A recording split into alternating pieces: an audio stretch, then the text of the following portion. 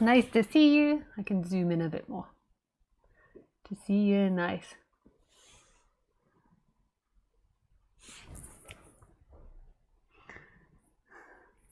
Welcome to live stream.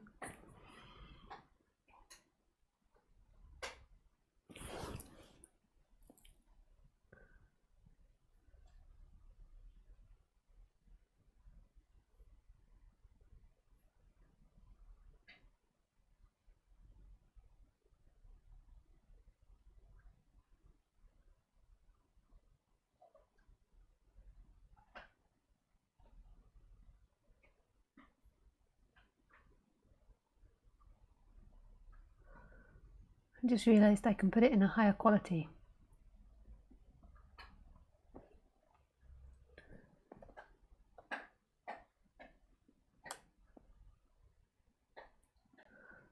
Oops. Nice. I just put it in a higher quality for you as I'm in England, London, and we have much better internet here. So nice. Nice to see you.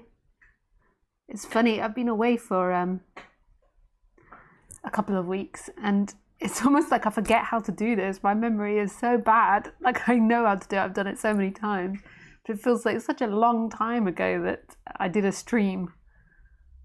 It's funny. I'm going to share the stream, but oh, forget it. So welcome, nice to see you.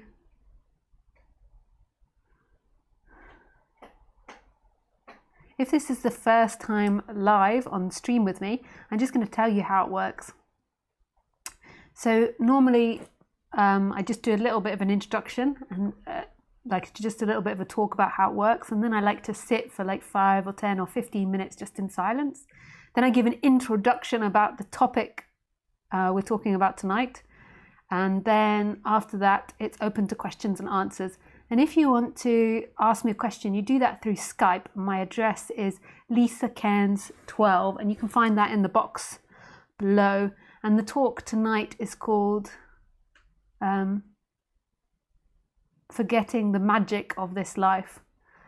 And yeah, you're very welcome to ask anything if you think of questions, and you can just send it while I'm doing the intro, the questions, and then I'll see them after I finish it. If you want to speak to me, which you're also welcome to do, then just send me a message saying you want to speak, but make sure that you have a good internet connection and that you have a headset with a microphone, because otherwise there can be feedback and it's not fair on other viewers listening.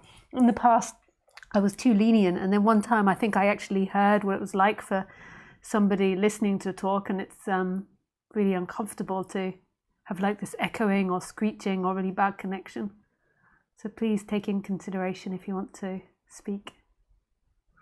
And if you want to be anonymous, you can always change your Skype name, and then it's just audio so nobody gets to see you. So you could also put on an accent as well.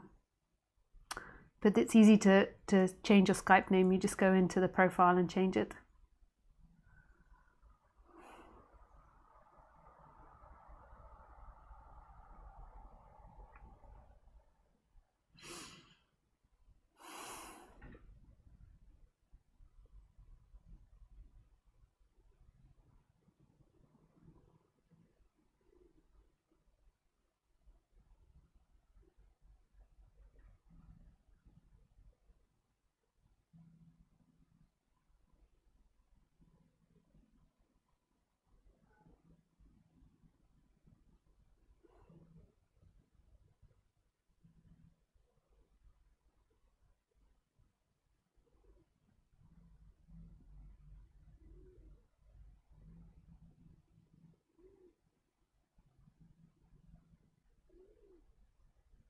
So now if you'll just join me in silence, you're very welcome.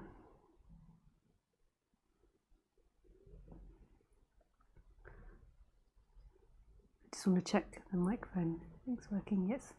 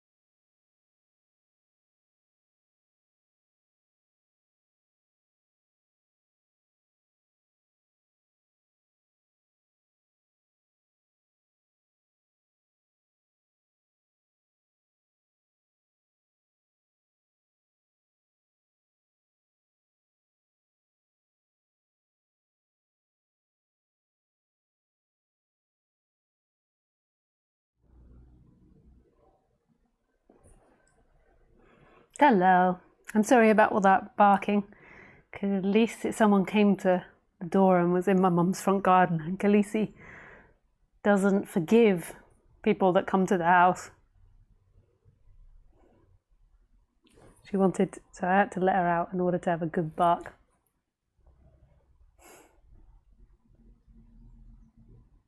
She's very good at guarding.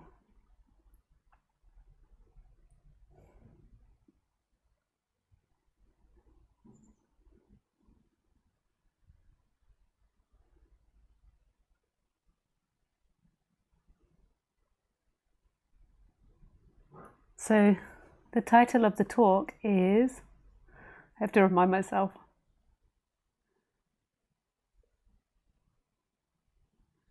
Title is Forgetting the Magic of This Life.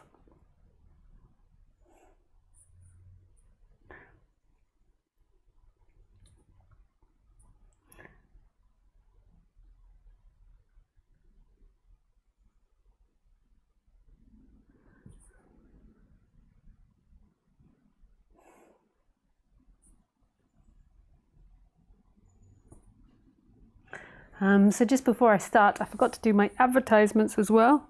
If you are in London this summer, I will be giving talks on this coming Saturday, the 20th, I think it is.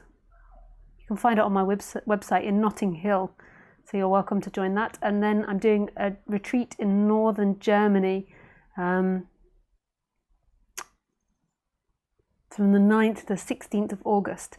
And that's my last retreat of the year. So if you want to join something I do this year, then you need to join that one. I might do some day talks like in London or in Paris or something, but that's the last one I'll do in Germany. Not Germany. And last retreat I'll do this year.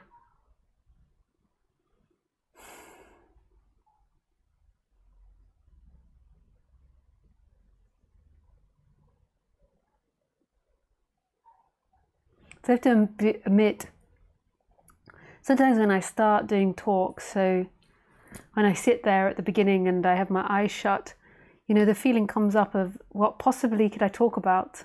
Like, what could I possibly say? Like really actually no words come for this subject. And then suddenly at some point speaking happens and I start speaking and then there's listening, but like, what could I possibly say? Your freedom is right here. Everything you look for is this, is what's happening.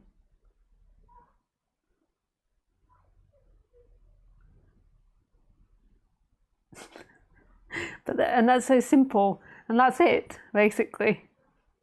That your freedom is what's happening, is this, is what's manifesting now. It's that which knows itself. It's not really complicated. It's not full of lots of conceptual ideas. It's not something you have to bend your mind to understand. It's the way it is.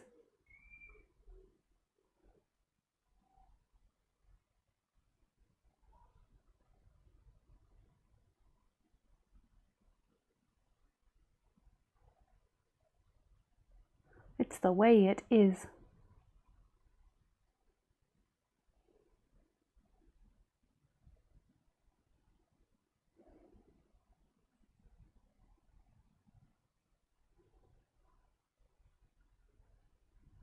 And there comes, if I'm really honest in this moment, there comes absolutely no momentum to talk about it. And this often happens before talks. I'm just trying to talk it out, just to be authentic in my sharing. Like even when I do public talks, like this last week I was at a festival and there's all these faces looking at me, all these people waiting for me to speak, and I'm sat there and I'm like, and I don't think it's a fault. Like, I don't think that there's something wrong with me or that there's something wrong with the way I share. I think it's actually very natural to feel that way, because there isn't anything to say about this subject.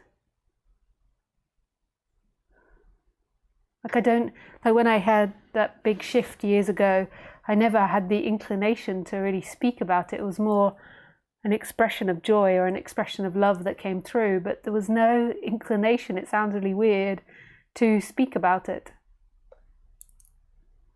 It didn't come. I know it sounds super weird that I've done so many talks.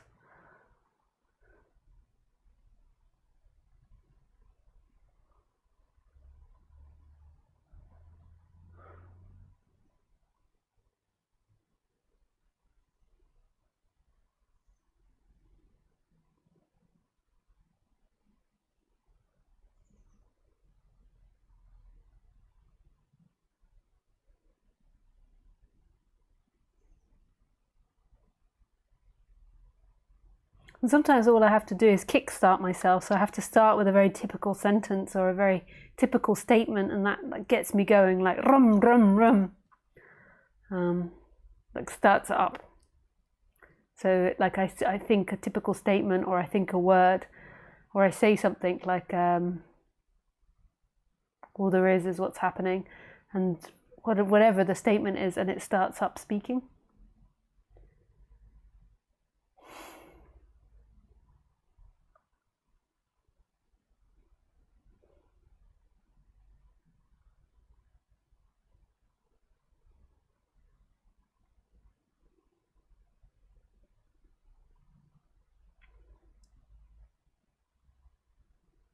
And I think it's super important that when you're giving a talk, even in giving a talk, even when I work with people one-on-one, that you're genuine as you can be.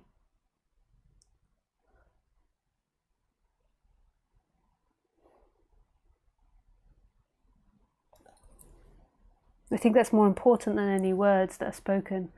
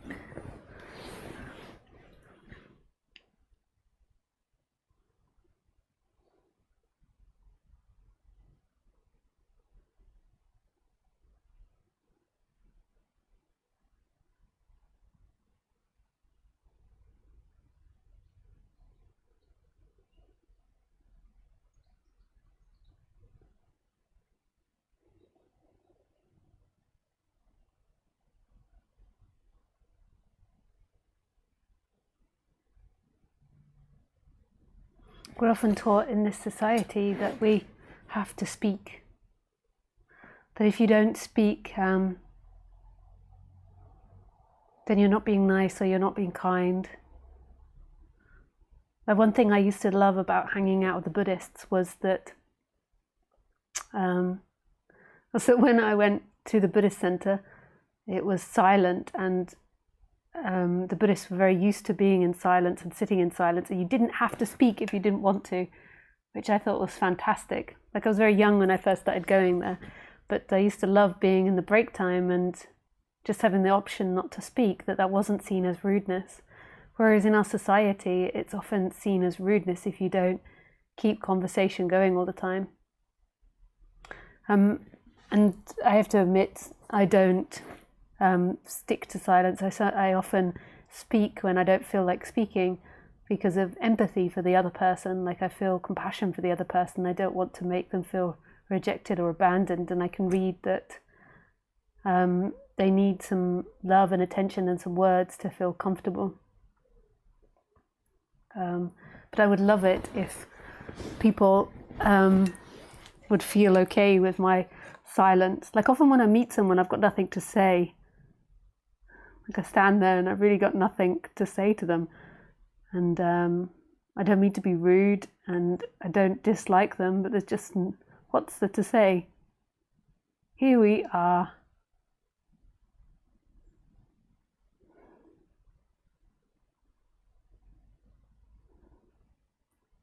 And is that okay for you? Like how do you feel if someone is quiet in front of you?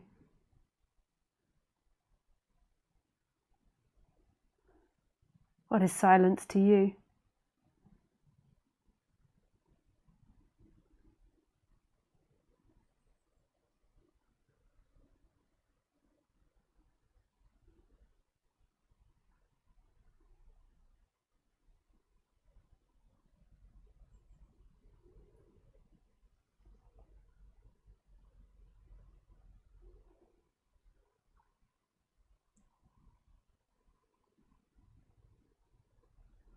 So much of people's lives is built up around seeking. And what I mean by seeking is the pursuit of pleasure and the avoidance of pain. This constant pursuit of pleasure. That in order to define yourself as happy, you have to be experiencing pleasure. You cannot be happy or you cannot be peaceful if there is pain involved.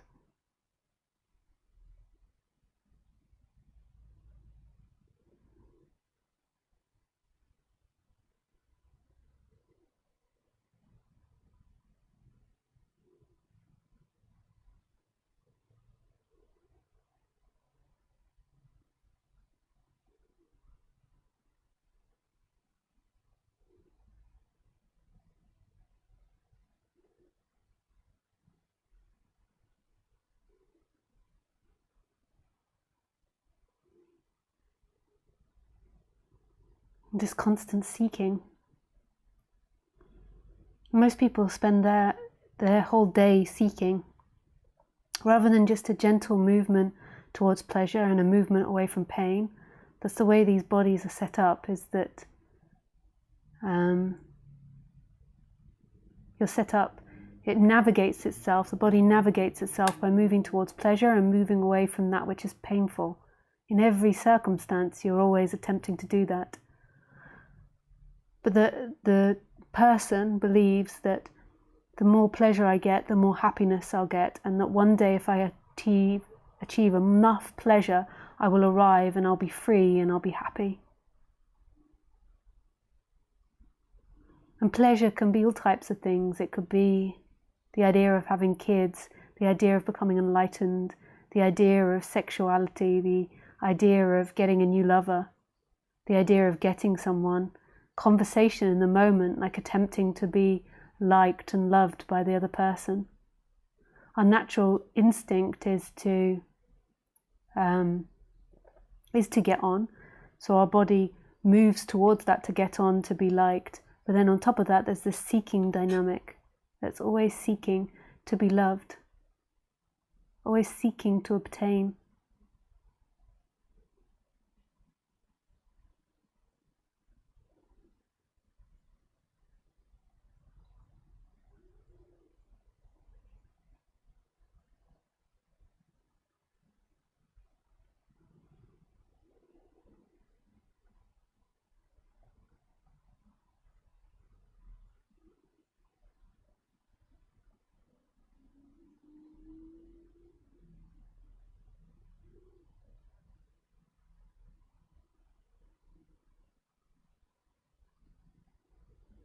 So in this moment, when you're sitting here watching this video, you're seeking to get something. There might be just a natural movement towards pleasure, but most of the time it's about seeking. That you'll hear these words and you'll arrive. That I'll say something like I'll do something and you'll arrive. That you'll get a transmission and you'll arrive. But it's all in fantasy. Who is this person that's going to arrive? It's all in fiction. This constant separation from what's happening and this reflection, this dividing that's always looking at you and where you are and what you want. And it's so quick. It's happening quicker than you can think about or quicker than you can see. This impulse to impress, this impulse to get love from the other, this impulse to take something, to have something, to own something.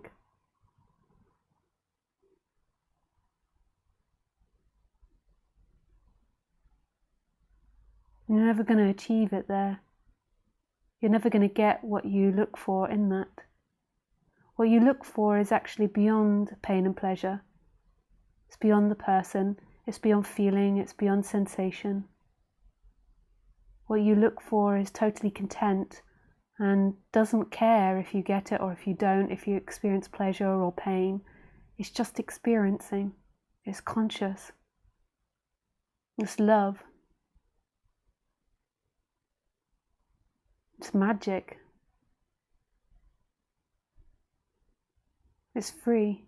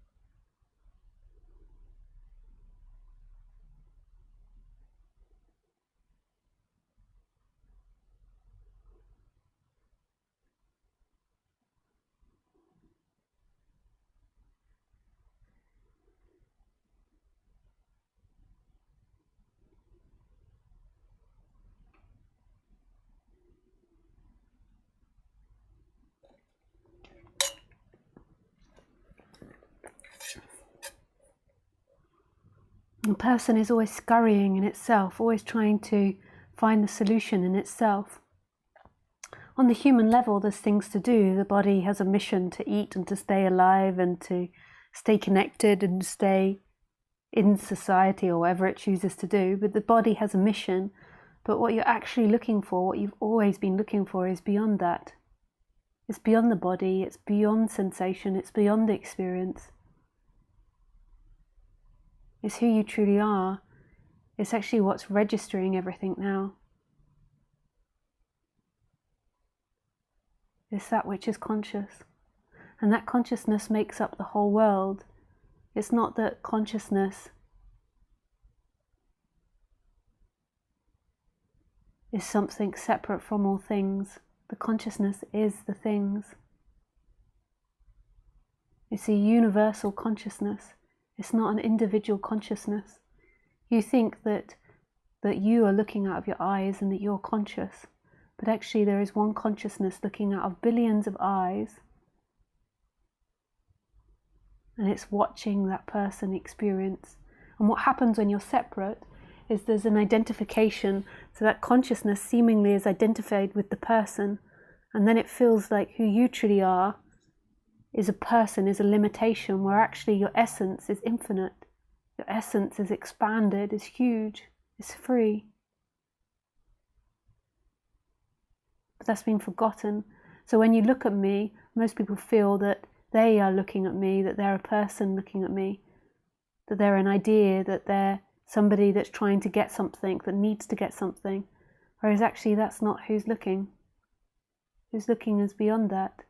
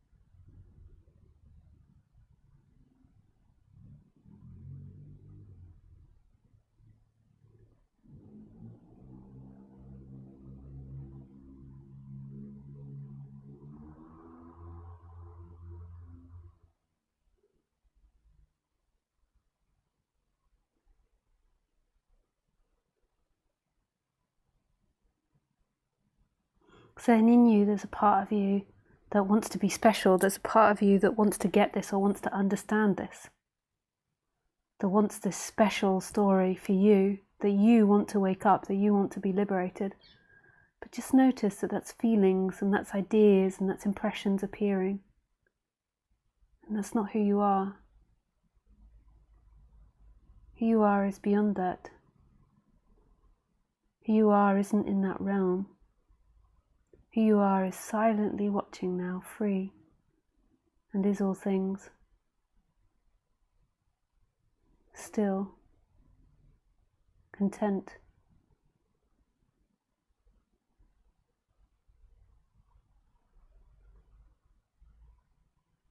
And there's breathing happening, and there's hearing happening, and there's feelings happening, and there's emotions happening. And beyond that, there's experiencing happening. There is something experiencing all of that. But what the mind identifies with is the feelings, is the sensations, is the emotions, is the thoughts, is the ideas. That's who I am. I'm conscious. I'm alive. But there's not actually anybody that's alive.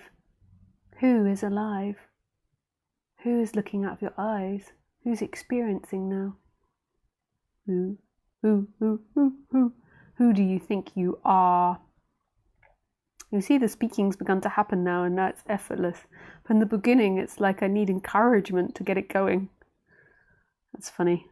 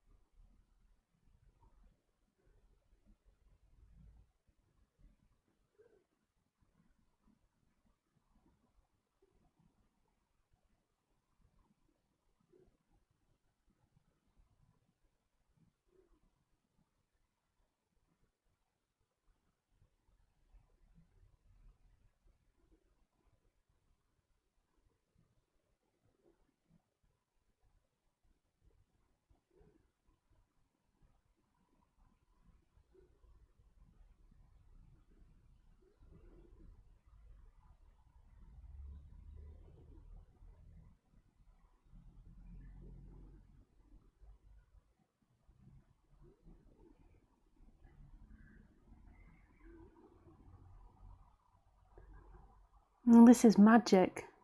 This is really, truly wonderful.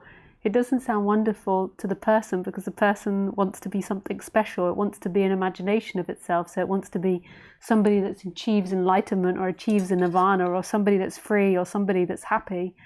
It can't imagine that there's something else watching, that this is nothing to do with you. There's something watching that's so free and infinite and just doesn't care on the human level.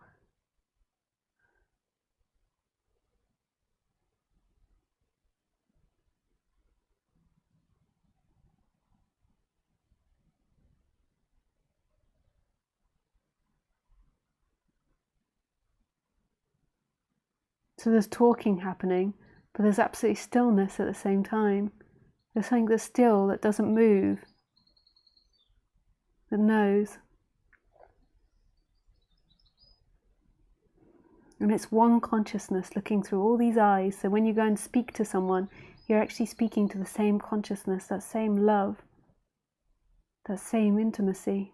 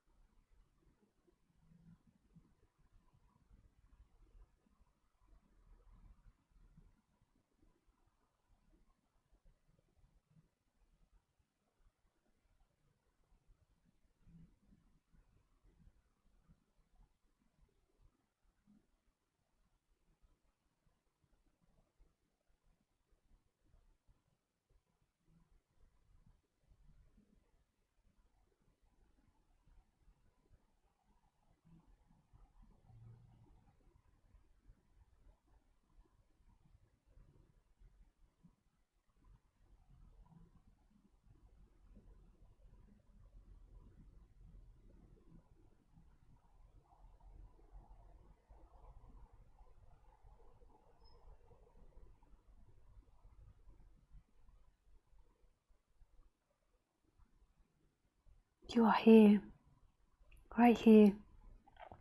right now, in this. You're not your thoughts going past. You're not your ideas of what you need. You're not your problems.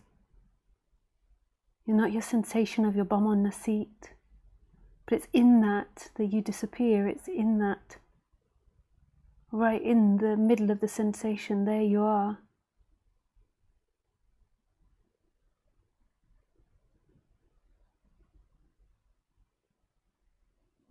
You could say there is a watching of that that's so still and free. And it's not separate from all that's happening. That watching is all things. There isn't a consciousness that's separate from things. So it's like everything that's happening is still and watching itself and not separate from itself. And all human suffering comes from the illusion that you're somebody moving in time, that you're a name, that you're an identity, that you're someone that was born and will die at age 80 and that you've got this life in between. That this life has to have happy times, you have to accomplish certain things, you have to do certain things, you have to be a certain thing. And that's not true. You're a human being, not a human doer. All that was ever asked was for this to be experienced, for it to be watched.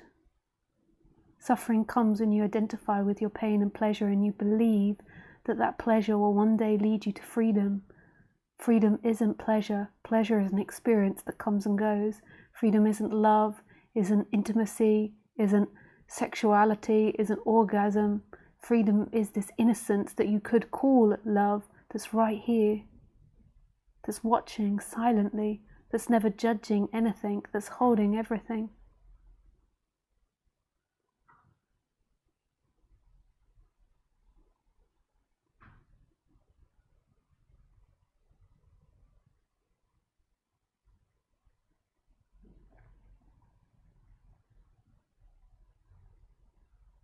And you get bogged down with life and you forget the magic because you're bogged down in you and what you believe you have to be. That you have to be really rich or really successful and that you have to do certain things, and you stop trusting life and you begin to fight life. You begin to try and swim upstream because you think that life is against you when who you are is this life. And then it disbalances your chakra system. Your emotional body comes off center because you're always telling yourself that there is a problem and me as a human needs to fix this problem. But the problem is the identification with the human. It's not actually anything that's happening. Life can be cruel and it can create lots of pleasure and lots of pain, but that's not inherently the problem. The problem is the identification with the person that goes through that. You naturally can deal with the traumas and the difficulties of life, like all animals are designed to be able to deal with them. What you can't deal with is the identification with the person and the belief that life is happening to you. It's too scary, it's too overwhelming. No other animal feels like that. They're totally connected and centered in who they are. They just don't know who they are like we can know who we are, but they're totally free. There is nobody that's suffering in there. They don't identify with form. They don't identify with their face and think, oh, I'm a dog or I'm a sheep. They don't know about that. They just are in every moment, experiencing, free, and it comes and it goes and it appears and it disappears. And it's deeply relaxing, that movement back to self. It's an energetic shift. And it's deeply relaxing because when you're too invested in your feelings, like that's all that's important. So if you feel bad, that's all that's important. You feel bad. Whereas when there's this energetic shift, then your feeling is that you're empty, that there's nothing that this is attaching to. There's nothing that's being hurt. And then the way that translates into the human form is a movement easily from feeling to feeling and experience to experience. The human form becomes less attached to experience and to its feelings.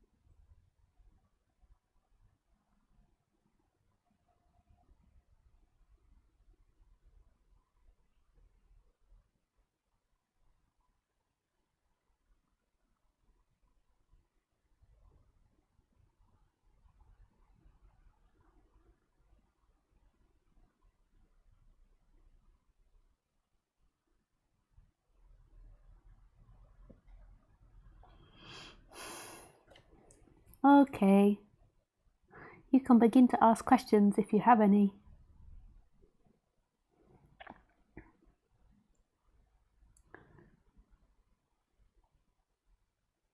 Oops, I'm sunk right down the seat.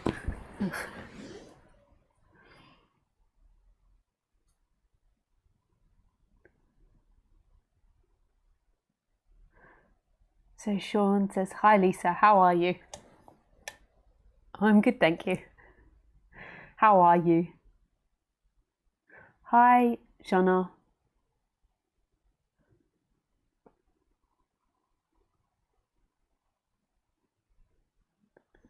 Okay, so you've got lots of questions. Jana. Hi, Jana. Thank you for your question. Hi, Lisa. I'm glad I found you on the internet and that I had the opportunity to meet you at the live Anskabaka No Mind Festival. The question I had was, how do you stay motivated to live your life in this me body? I think that the answer depends on where you are at in your development. I recently read Zen Mind, Beginner's Mind, and my understanding after reading that is that it is impossible to attain enlightenment if you look for it. It's funny, your enlightenment moment at Bali, I also attained enlightenment there. At least that was what I thought at that moment. Me and my girlfriend shared an omelette with magic mushrooms from some obscure restaurant. What was interesting during the hallucination was that I thought that I had managed to stop time, something I got from reading Carlos Castanas' Don Juan book. The enlightenment was gone in the morning after. I had a thought today that scared me. If all humans play different characters, but the I behind it all the same I, then I'm really alone. Okay. So yeah, I remember speaking to you, and I remember you coming up and asking me that question, like how to find motivation. To me, when you ask that question, you're speaking from like mixed up levels. I don't know if there's been the energetic shift there yet, Jonan. I don't know what your level is, whether it's just an intellectual understanding or there's been an energetic shift or if there's been awakening. But I'll just go through it all. So when there is this awakening, it's this deep seeing that who you are is not a thing, no thing, appearing as everything, and that it's conscious of itself, that it knows itself. You can't say necessarily that consciousness is the source, but consciousness is the method in which this mysterious force is knowing itself. This thing, this no thing, is experiencing itself as everything. So consciousness is the nearest to the source, like consciousness is the way, is what it's producing or creating to know itself. So consciousness is the connection to that source, and it's what is happening in every human life form, is that there is consciousness. You never switch consciousness off. It's not like you wake up in the morning and you're like, I'm awake, let me switch consciousness on. Because you can't switch it on, because how would you even know you're doing that if you're not conscious? So when I say consciousness, I'm not talking about something like Freud or Jung would talk about the subconscious and the conscious mind. I would call that personal awareness, and then the unconscious or the subconscious. But I'm talking about big consciousness. I'm talking about if you get a whack over your head and pass out, then it's lights out and consciousness is aware of nothing, or consciousness knows nothing. So when you're asleep, it seems like there's no consciousness, but it's actually that consciousness is at rest. And then lights come back on again, and first thing that happens when you wake up in the morning is consciousness comes in. And then you don't sit there and think, let me switch my consciousness on. It's the birthright. It's the birthright of all beings to know, to experience. It's really magical, it's wonderful, that magic of knowing, not knowing something in time. What happens in the human form, though, is we identify with the intellect and we identify with the thinking mind, and we divide ourselves. We begin to imagine ourselves as a body, as a form, as an age, as a colour, as a nationality, and we begin to think that is who we are, and we hold it inside our head as if that's who we are.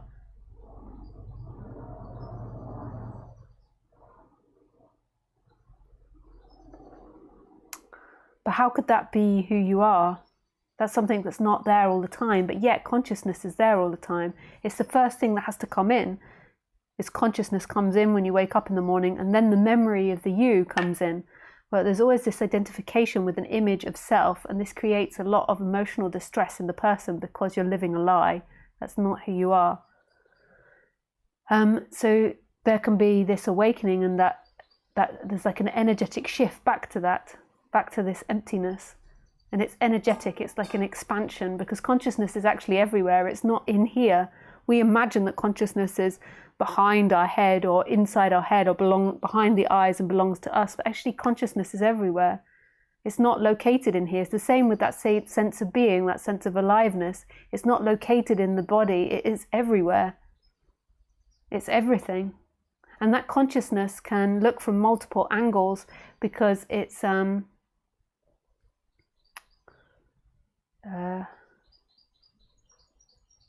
universal, and it's not located somewhere. It's not it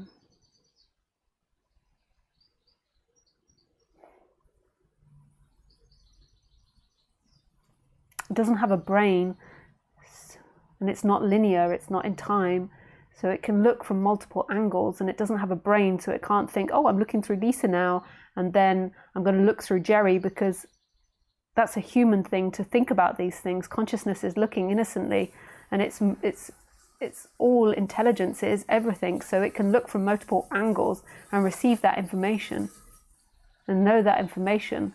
But the human can't remember that, and the human can't know that, so to the human that's abstract.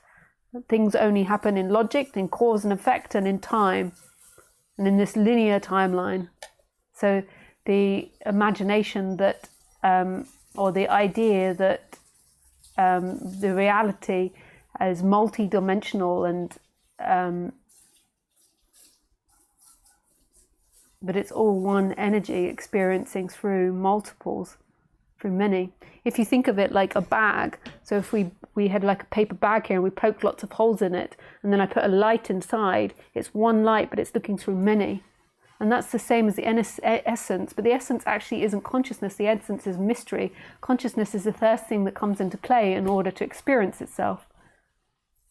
So it needs consciousness in order to be there to be life. And in order for there to be consciousness, there needs to be something to be conscious of, otherwise nothing's happening. So it's like one comes with the other.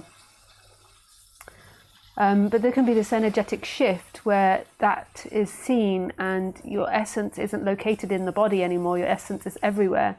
And then there is this body that's moving around in who you are. So this vessel is moving in who you are.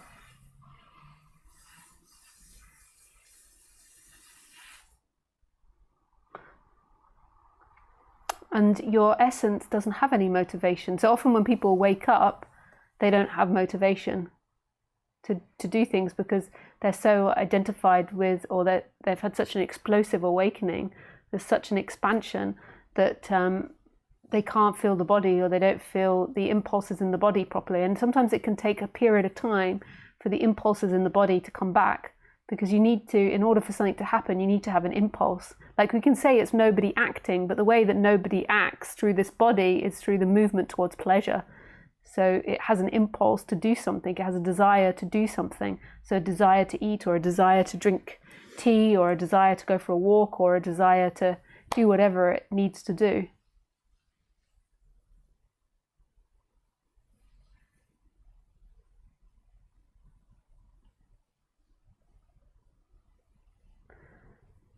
But sometimes when you're waking up as well, it can get muddled in with depression. So sometimes in waking up, it's got nothing to do with everything that I just explained. And it depends how that feeling of not doing anything, because if you've had that awakening, then it doesn't, and you've had that shift to who you truly are, then you don't care that you're not doing anything. So it doesn't matter. Like the only reason you care is because people are nagging at you or something to do something, or you're running out of money, but it doesn't matter. You don't really care because you're home, you're free. But so you have to identify what that feeling feels like not knowing what to do. Because if it's a depressive feeling, then it's actually got nothing to do with the awakening process. So I just wait for that helicopter to pass it.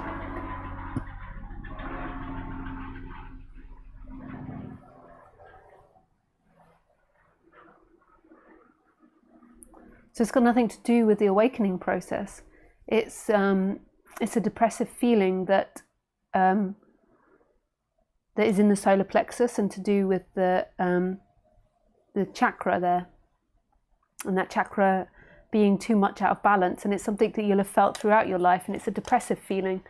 So as you become more in contact with your body, and as you listen to this subject and you become more real and more honest with yourself, you might notice that the personality structure doesn't have any motivation to do anything.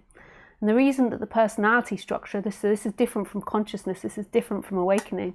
The reason on the psychological level why the personality structure often doesn't feel motivated to do things or doesn't have any desires is because of low self-esteem and a feeling like it can't do things, it's trapped, or it's a failure. So this is something that might be coming up in your body as you've become more sensitive. And it's just seeing that this is illusion and that this isn't true. But it's a phase that a lot of people go through, that they realize that a lot of their motivation, a lot of their work ethic was based on like mentally telling themselves to do it, but deep down they had a depressive, low energy, not wanting to do things. And that's often because you were brought up with people that were often telling you you're a failure and that you can't do things. You see, the body naturally wants to do things. So when you have that big awakening, like the consciousness has no urge to do anything, and it takes a while for the body for that to integrate in the body, but the body naturally wants to do things. Like if you look to a dog or if you look to animals, they have an instinct to move as much as they need to move, and it's the same with your body. Your body has the desire to eat, your body has the desire to go to the toilet, your body has the desire to hunt for food and to get food and to win or to achieve or to compete. But often that's really out of balance in a lot of people.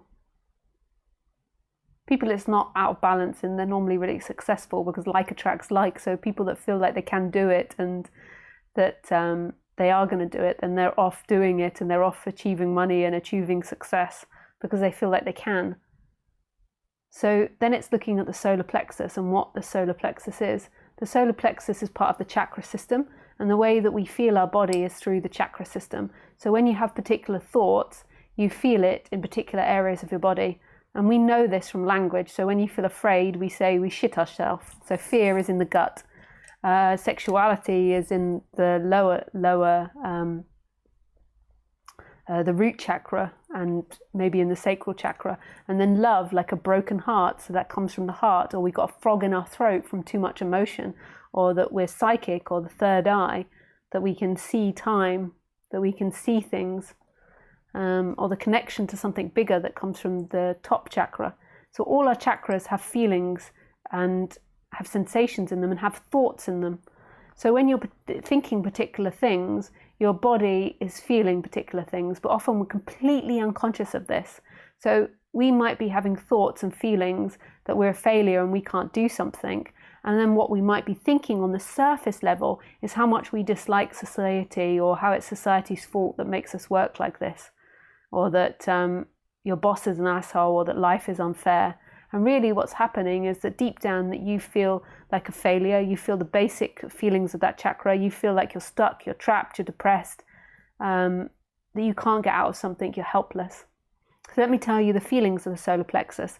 So the solar plexus in the positive is a feeling that it can do something, that it has choices, that it can complete, that it will do something, that it's successful, that it can achieve, feels active and energized. And in its negative, it feels hopeless, helpless, incapable of doing things. It feels stuck, it feels depressed, it feels frustrated and angry. But this is something that you have to put attention into to get to know your chakra system and get to know your body. Most of the time, why a lot of humans are in such an illusion about life is because they're just looking at their mentality and what they think, and you're thinking lies, whereas your body doesn't. So your body is telling you what you feel. It's telling you the truth about your thoughts, and you can recondition that and you can change it. But so when you go to a situation, you're moaning about your boss, if you're aware of your chakra system, you can realize that actually it's not your boss, it's that you feel a failure. You feel like you failed at something and that you can't do something. And that gives you lack of energy, and it gives you lack of motivation, lack of direction. if you feel that positivity, like you can do something and that you can be successful, there's actually motivation to do something. People get this so muddled up with non-duality because they hear that consciousness has no preference and that your true nature has no preference, which is true, and then they try to personify that onto the human, whereas the human always has natural feelings and motivation and ambition, but your essence doesn't. So what to do about this? For some people, particularly men, this can be really hard to see, and it can sound like I'm talking goggly goop because you're totally cut off from what your body is feeling. But you can just put your attention there. If you can't feel anything, you can give it a massage. Like stick your finger in there, your thumb. I don't know if you can see what I'm doing, but just stick your thumb into your solar plexus and massage it. So solar plexus is at the top of the tummy, where the triangle of the ribs meet. So right there, so the ribs go like that, and it's right there. And just give it a massage. And then try saying these particular thoughts with it. Like while you're massaging it, I'm a failure, I can't do it, life never works out for me, it's hopeless, it's other people's fault, nobody helps me, I'm stuck, I can't choose, nothing will ever work out for me, I'm a failure, it's hopeless, I'm stuck, life is hopeless, it's pointless, there's no meaning to life. And then you'll begin to realize that those thoughts that I'm saying, that's the negative thoughts of that chakra, resonate with you. And on the surface level, you're telling yourself all this drama and all this story, believing it's true. And you realize that your solar plexus is just in a certain vibration. So then you can begin to change that vibration by bringing in the positive. I can do something. I am successful. I am loved. People appreciate my work. I do well. I'm going to succeed. I'm going to get everything I want. And if it's not too entrenched in suffering, then you can feel that positivity of that thought.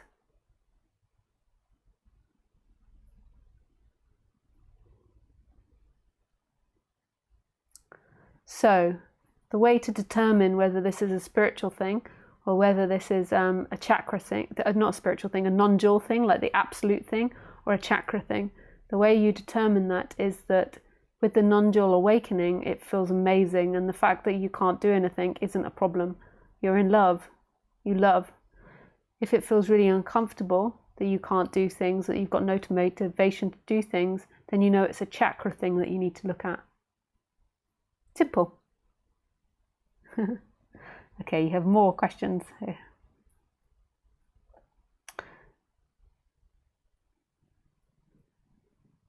I had a thought today that scared me. If all humans play different characters, but the I behind them is all the same, then I am really alone. Yes.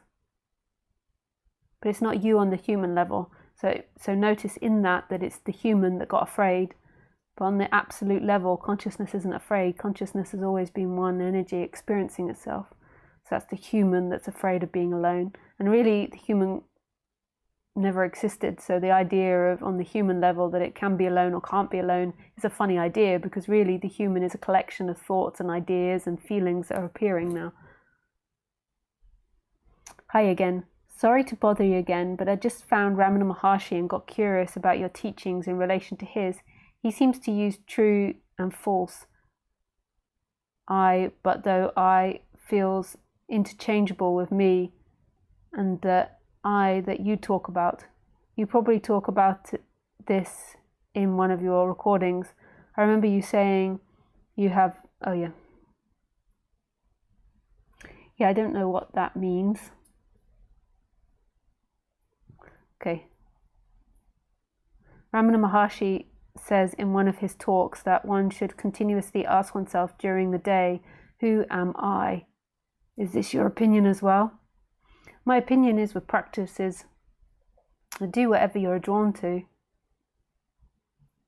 on the human level. Even though there is no chooser, there is direction that's appearing in that body, and do that which makes you feel expansive on the human level. So if the who am I resonates for you, then go for it. If these talks resonate for you, then go for it. If sitting in meditation resonates for you, then go for it. And trust that inner feeling of expansiveness. Like always look for that which makes you feel expanded.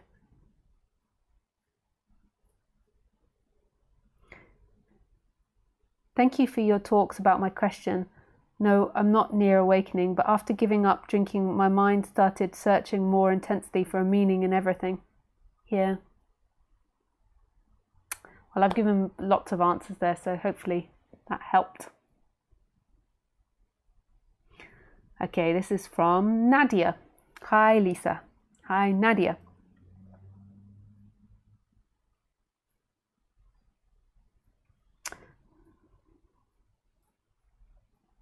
My question is there any role or place for choice, Lisa?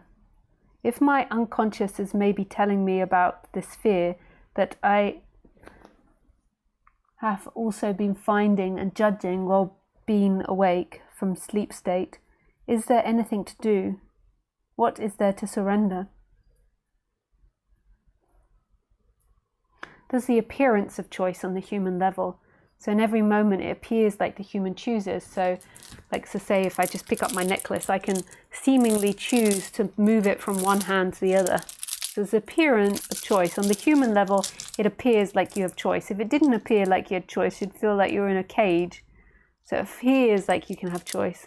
And then there also appears on the human level that you can just be on automatic. So you can be driving the car and there's nobody driving.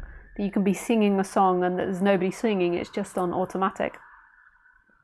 And it's all on automatic, whether you appear to have a choice or whether you're driving the car and it's on automatic, it's all automatic.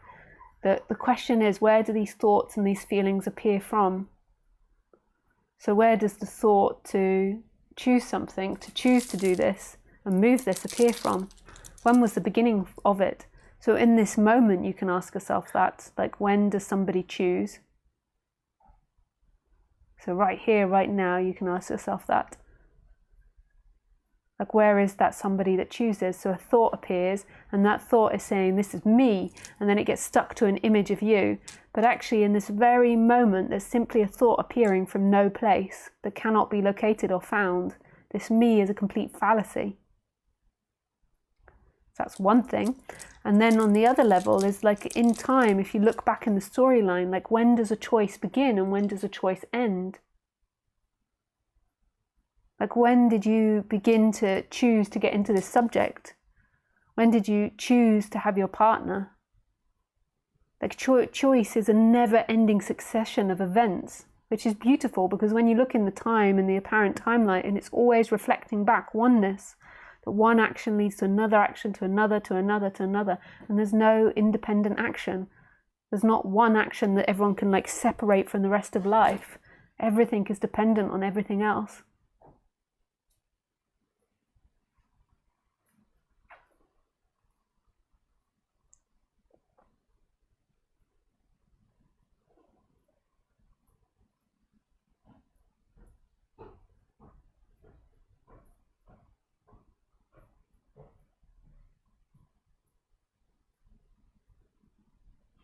Is there anything to do? What is there to surrender? So if you're asking if there's anything to do, then on the human level, get to know your body. Get to know what your body is saying. And then on the absolute level, like you can't do anything on the absolute level, but to remember the absolute, then listen to non-duality, like keep listening to this subject. And if you feel drawn to ask who you are or to meditate, do that. But on the doing level, on the human level, get to know your body, because this will make you a more balanced and relaxed character. And in that, there's the possibility of something else being seen, not by you. But when the person is really deeply suffering and in lots of lies and in lots of tension, then how can something else be talked about? How can there be the possibility for something else? So get to know in every moment what your body's saying. You might think you know what your body's saying, but what is your actual body saying in every moment? What does your heart say? What does your sacral chakra say? What does your root chakra say? What does your third eye say? Your throat say? What else does the solar plexus say? The mind lies. The surface stories are normally about trying to hold up an image of you that is best fitting, that looks the best, that seems the best. And it's an energy release, like moaning about someone because somebody's upset you or made your image look bad. What does your body actually say? Your thoughts are always about maintaining you, so they're not true. Often they're not true.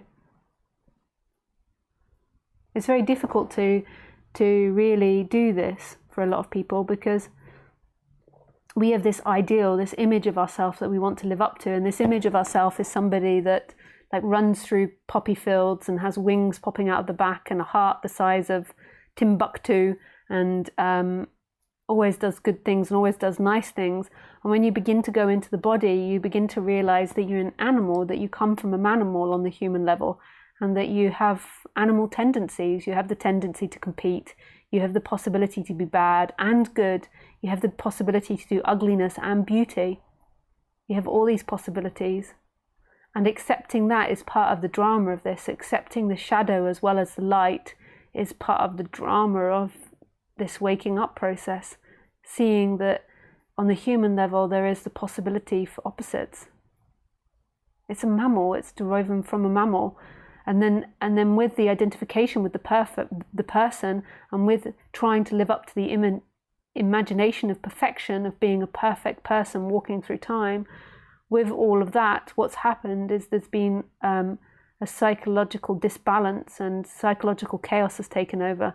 And with this image of being perfect, it's created lots of thoughts about you not being perfect, or not making, or failing, or not being good enough, or being better than. And so there's like all these thoughts and ideas and feelings to wade through to get to your basic feelings. And your basic feelings are that of a mammal on the human level. It's, dependent on your particular genetic makeup, but it's basically to preside, to mate, to have babies. Not everyone is designed to have that. To partner, to survive, to trade, to do daily things, to have joy, to have community.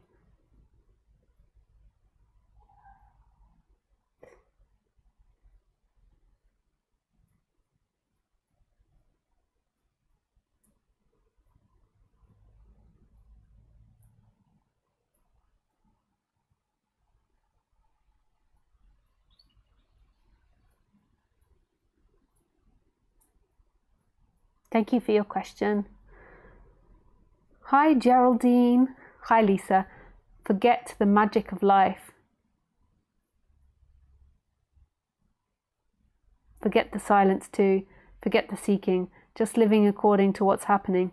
As you say, it's so simple, irrelevant. For me, the most important thing is to realize to realize we are instruments, aren't we? Kisses. Yes, bisous.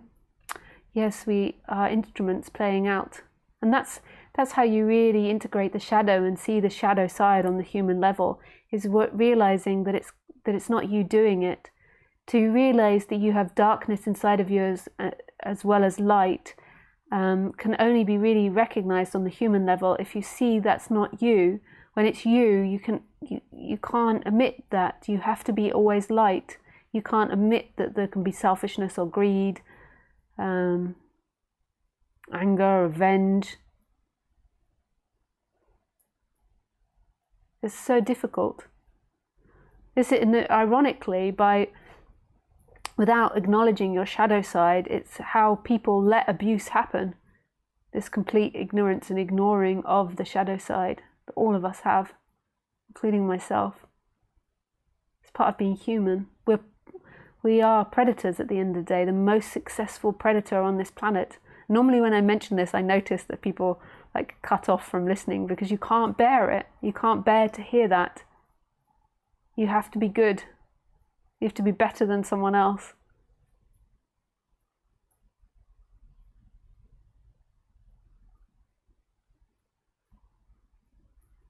But we are the most successful predators. I mean, every time you put bleach down the toilet, so say if that's something that you do, I'm sure that everyone is that's listening is eco-friendly, but say you put bleach, and sometimes I resort to bleach because I can't get those darn stains out of my toilets. I try to use the eco stuff as much as I can, but sometimes the stains get really bad. But say you put bleach down your toilet, what do you think you're doing in that action? you're killing loads of other life forms. It's the same with cleaning your house and your garden, like trying to keep certain pests out. Like, I try my best to go around and collect the spiders rather than vacuuming up, but I've got to admit sometimes I vacuum them up. What do you think what you're doing every time you eat? Especially if you're eating an animal. But even if you eat vegetables, like all of the slugs and the insects that were killed in that. Your fantasy about goodness is just a fantasy. And our society is so terrified of badness, it hides it from you. So our meat is nicely packaged in the supermarket. If you eat meat in this conversation, then if you eat dairy in this conversation, then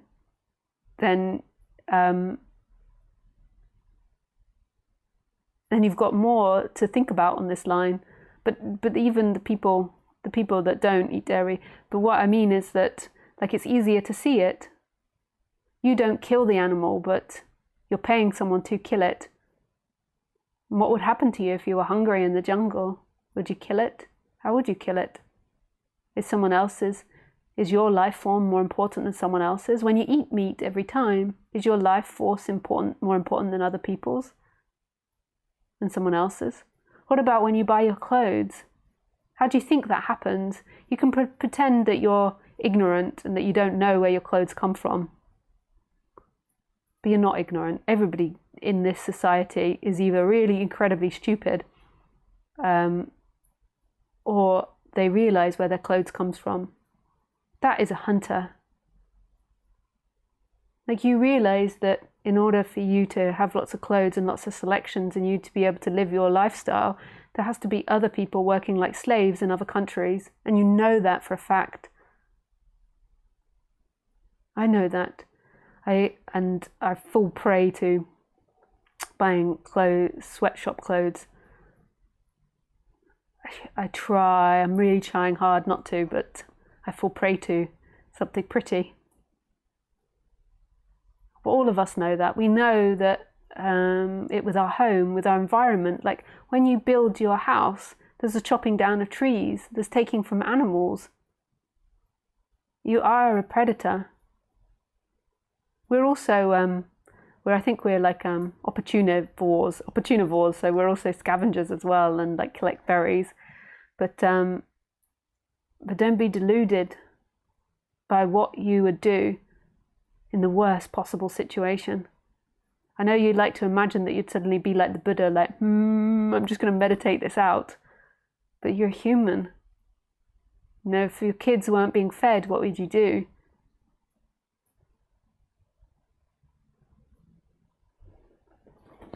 But even what would you do just if you really hated someone, which most people do is hate. They hate someone. So it's like looking and acknowledging this dark side in you. And in order to keep the dark side out, you have to live up in your head. If you want to acknowledge your dark side, then you have to get to know your body, because your body doesn't lie. And when your body feels competition with another, it's totally honest.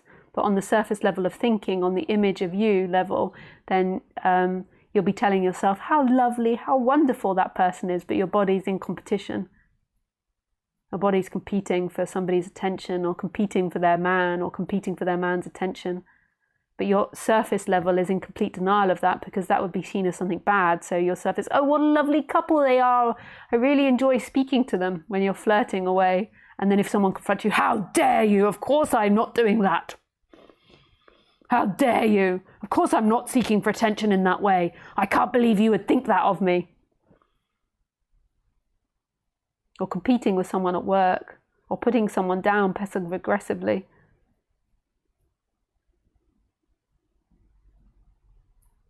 Your body always knows. That's why people are terrified of their bodies, because they've got this image that they need to live up to.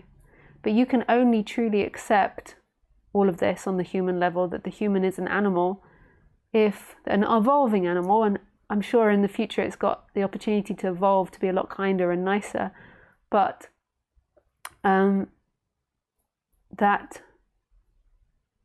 can only be truly accepted, the dark side, if you see that the body is an instrument, that it's not really you. If you believe the body is you, then you're always going to have to try and be the perfect person, or daydream about being the perfect person.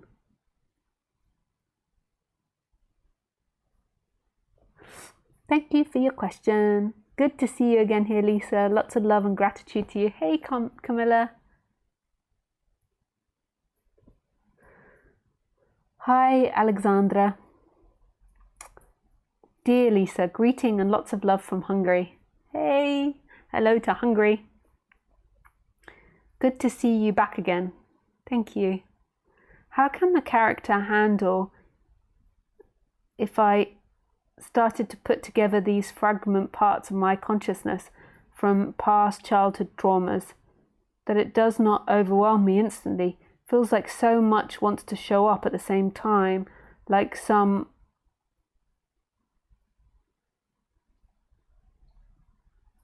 whole school class run into me. So much suppressed emotions. Yeah. It's just bit by bit. You just take it step by step. So acknowledging things, seeing things, doing things that are healthy for you.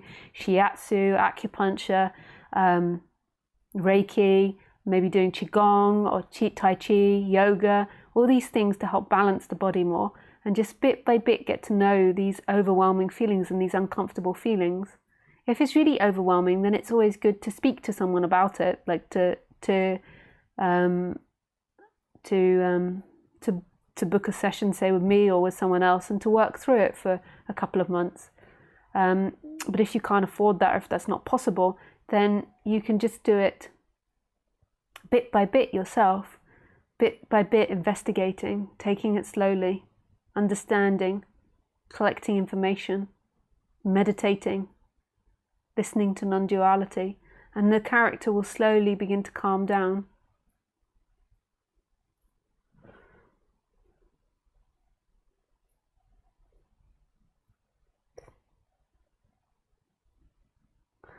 Hi, Audrey. I don't think I'm going to be able to finish all the questions today. It's not that many questions, but I don't think I'm going to get to finish them all.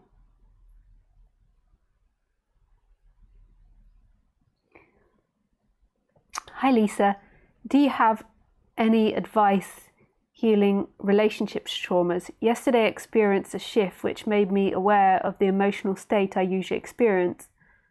But I keep experiencing loops of feelings and thoughts of the past, relationships, and at present living with my family, which is very controlling emotionally, and I have no way of leaving them because I'm dependent on them, and there are not really like-minded people like me in my area. Can you please direct me what should I keep in mind on the human level? Thanks. By the way, I really resonate with your energy. Thank you for being supportive and caring. With pleasure, Andre. Sorry, Andre, not Audrey. Andre. Andre. So it's a bit like Alexandra's answer. It's just doing it bit by bit, like making healthy steps. Like I'm sure there is something like Qigong or Tai Chi or yoga in your area. These are great things to start doing on a daily basis, and to join a group, and you'll meet semi-like-minded people there, to meditate, to take time by yourself, to listen to these talks, to extract yourself as much as possible from these situations where they're being controlling, to not get involved in the stress of it, to accept that they make comments and they say things, and then just to leave it at that. You don't have to get involved in it. On the ultimate level, the realization is that who you are is free, that there's nobody looking out. But on the human level, it's getting to know your body and what your body wants, and shifting the chakras from negative to positive. They don't have to be in positive all the time, but sometimes people are like stuck in their negative all the time. So it's recognizing, what chakras hurt, when does it hurt now, and then putting so you acknowledge it. So if it's in the solar plexus, you do what I did earlier in this talk of speaking out the negative thoughts there, like I'm hopeless, I'm helpless, I can't do it. And then you move it to the positive, I can do it, I will be successful. It's just bit by bit. Like you don't have to create Rome in a day.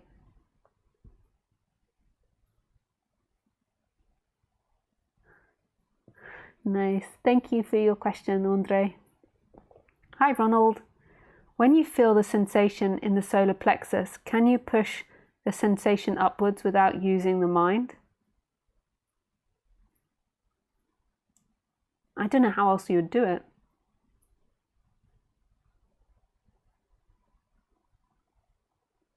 I don't know if that's mind or not. Like, I can push it upwards, but I don't know if I'm using mind or not. I don't know what the point is, though. It just can go up. I'm not thinking about it, it just goes up.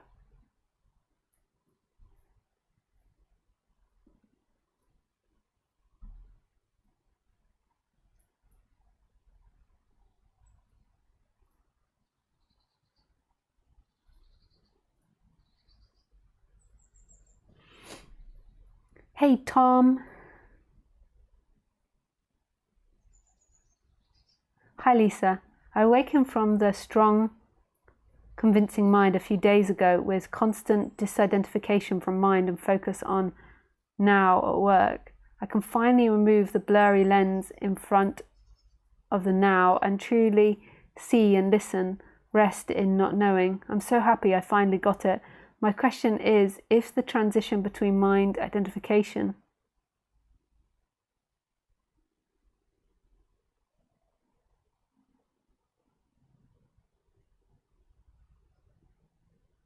will smoothen, so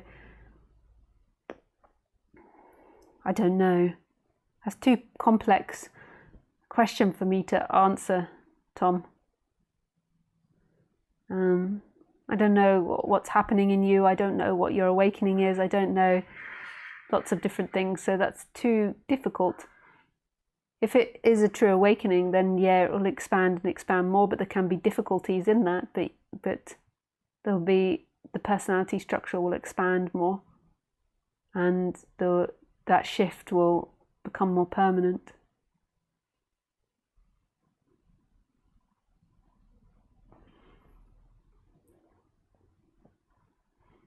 But it's just been a few days, so just calm down and just take it slowly and just stay with that. Nice. Thanks, Tom. Hi, Fabrizio. Hi, Lisa. Thank you for your generous speeches, as always. I was listening to Barry Long speaking about it just yesterday. In his teaching, he addressed the solar plexus as the doorway to eternity that has no end, and that actually there isn't any physical sensation, that if you feel something, probably it's not that, rather the tension gathering in the chest or in the stomach, because there is nothing there to feel. It's like putting awareness into nothing and all the rest. He beautifully describes. Is it actually so?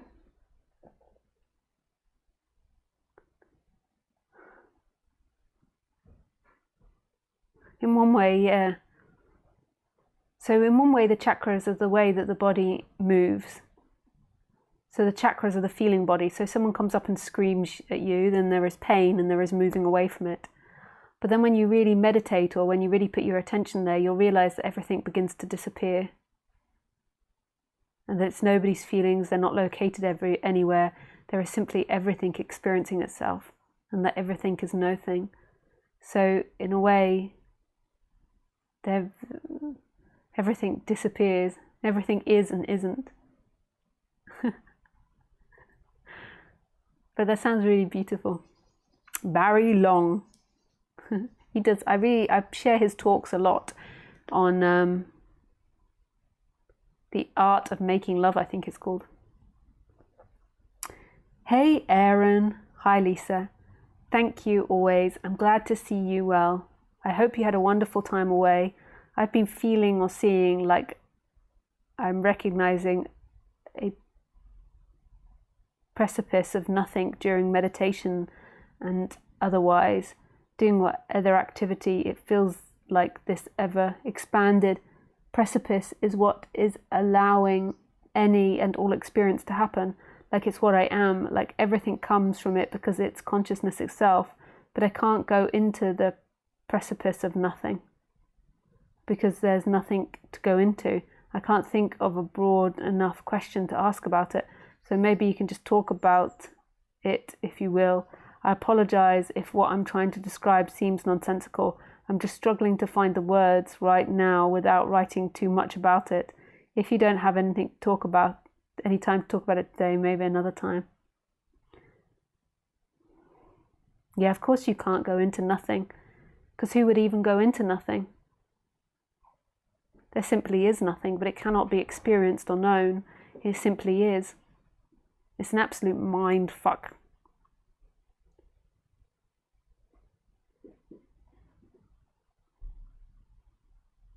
Hello, Easy.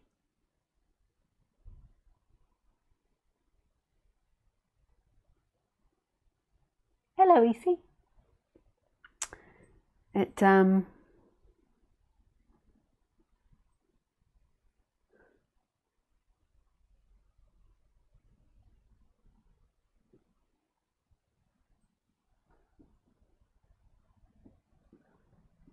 Yeah. You can't go into nothing. So even when there's waking experiences, often the person can claim it and then it feels like it can go into something or it can experience something, but you can't. Everything about you, every thought, every feeling, every idea is being experienced by the absolute mystery. And it's nothing you can't, it's not something that you can touch or you can get, but yet it's here and it takes over. And that taking over is completely impersonal. Some call it grace. It just simply takes over.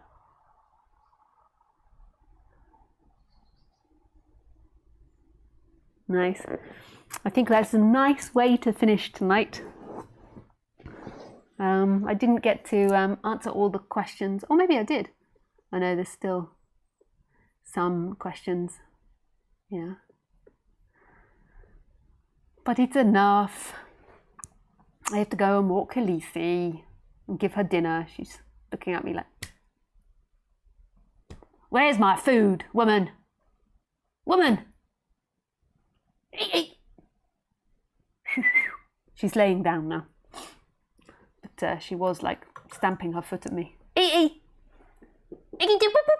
your dinner? Huh? Where's your dinner? Is somebody not giving you your dinner? Oh. And the other dog's been fed. The other dog's been fed.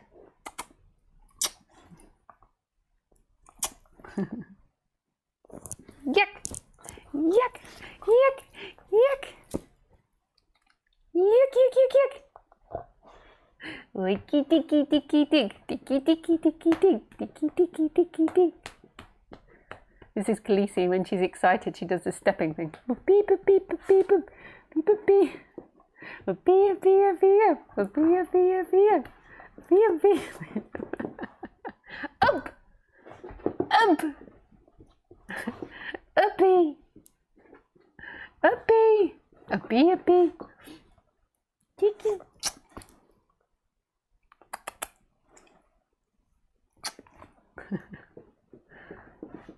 Oogie, oogie, oogie, oogie.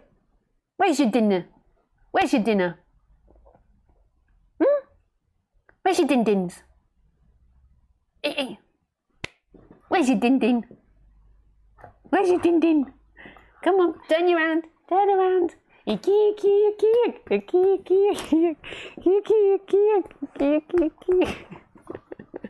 Oogie, oogie, oogie, oogie, oogie. This is getting super excited. Hey! Egg! Egg! Egg! Egg! Egg! Hey! Egg! Egg! Egg! Egg! I can see you! I can see you! Oogie, oogie, oogie, oogie. I just have to, yeah, that's enough for you guys now. I'm sure that's absolutely not interesting to somebody that's not a dog lover. Okay, lots of love to you. I wish you a beautiful evening and I shall see you on Wednesday.